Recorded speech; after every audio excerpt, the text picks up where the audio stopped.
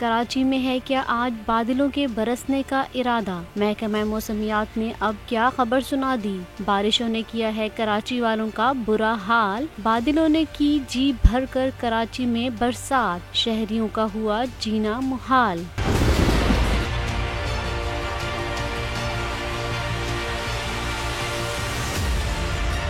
लेकिन अब कराची के बासियों के लिए है अच्छी खबर। कराची में अब तेज बारिशों का सिलसिला खत्म हो गया है। महकमा मौसमियात ने कराची में फिलहाल तेज बारिशों का सिलसिला खत्म होने, जबकि हैदराबाद, सिंध के दीगर शहरों और बलूचिस्तान में बारिशों का सिलसिला कल तक जारी रहने की पेशगोई कर दी है। महकमा मौसमियात ने जनूबी पंजाब और ज़ेरी खैबर पख्तूनख्वा की नदी नालों में भी तुग़यानी की पेशगोई की है।